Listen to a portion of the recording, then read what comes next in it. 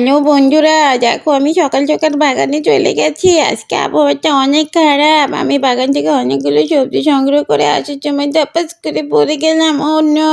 আমি তো বাড়িতে এসে পুরো শরীর সাবান দিয়ে পরিষ্কার করে নিয়েছি। আমার মতো কে কেমন করে গোসল করে অবশ্যই কমেন্টে জানিয়ে যাও। চুলগুলো শুকিয়ে আমি বাঘ মামার কাছে ফোন দিয়ে দিলাম, বাঘ মামা চাউল নেই, চাউল নিয়ে এসো। আমি এদিকে কথা বলে রান্না শুরু করে দিলাম। আমি সবজিগুলো সুন্দর করে কুচু কুচু কুচু কুচু করে কেটে নিলাম। আমার রান্না করতে তো ভালোই লাগে, তোমরা তো জানো। এই দেখো বাঘ মামা গরুর কাছ থেকে চাউল নিয়ে আসছে, কথা বলছে। আমি এদিকে মুরগির ডিম চুরি করতে লেগে মুরগি আমাকে ধাওয়া করেছে। আমি বাড়িতে এসে ময়দাগুলো নিয়ে নিলাম, একটু খেলাও করে নিলাম। তার মধ্যে কিছু পানি দিয়ে ময়দাগুলো সুন্দর করে মুছে নিলাম। বন্ধুরা, আমার রান্না করতে অনেক ভালো লাগে। আমার মতো কার কার রান্না করতে ভালো লাগে অবশ্যই কমেন্টে জানিয়ে যাও। আর আমার ভিডিওটি যদি ভালো লাগে অবশ্যই চ্যানেলটি সাবস্ক্রাইব করে আমার পাশে থাকো। তোমরা চ্যানেলটি সাবস্ক্রাইব করো না, ভিডিওতে লাইকও দাও না। আমার অনেক কষ্ট লাগে, এমন করলে আমি আর ভিডিওই দেব না। আমার খারাপ লাগে না বলো? দেখো, তোমাদের সাথে কথা বলতে বলতে আমার রান্না প্রায় শেষ হওয়ার পথে। কিছু টমেটো, কিছু ক্যাপসিকাম দিয়ে